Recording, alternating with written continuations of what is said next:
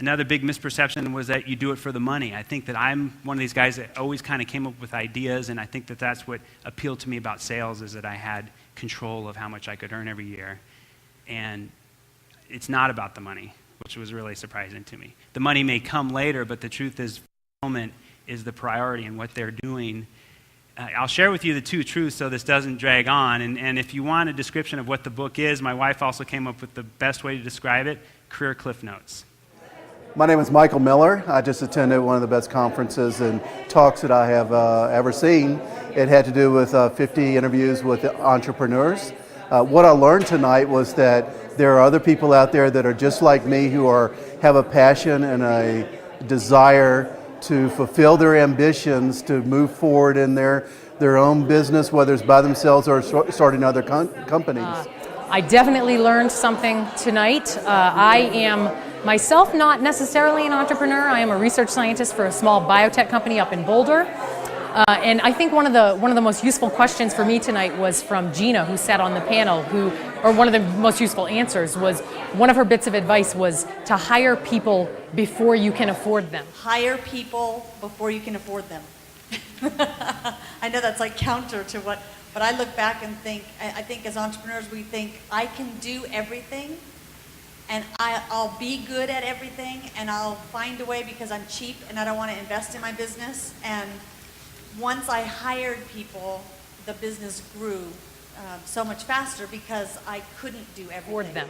And I think that for me that was a really important thing, because certain aspects of the business that I work for, I really think could be improved by hiring someone who, quite frankly, we can't really afford right now. Okay, probably the biggest thing I learned from Dave's speech was a lot of the things that people did in the early thinking parts of their entrepreneurial experiences. A lot of the questions that he was asking people are the same questions I asked people, 25 years ago. And I took about 10 pages of notes and hope to apply them in the next couple of weeks and on some projects I'm working on right now. Again, it's the truths and the misperceptions of being an entrepreneur. And the bottom line is it takes extremely hard work. Entrepreneurs work so hard at what they do, but the truth is, like what I found with 50 interviews, because it's their passion and because it's a purpose that's bigger than themselves, it doesn't feel like work. And the bottom line, if you're going to do something 60, 70, 80 hours a week, it better not feel like work for you, because it's going to be a really rough road for you. So. Hi, I'm Joy Milkowski, and I have to say I just completely enjoyed tonight. Brian Schwartz was a fantastic speaker, so relatable. I think that's what I enjoyed most, is he's just such a relatable speaker, and his perspective on these entrepreneurs was incredible. He gave us a look that I don't think we get to see every day.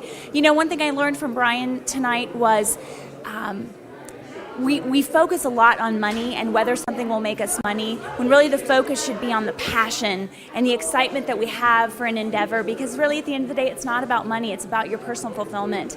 So, I just highly recommend Brian, not only as a speaker, but I'm so excited to read this book, and I thought he was great.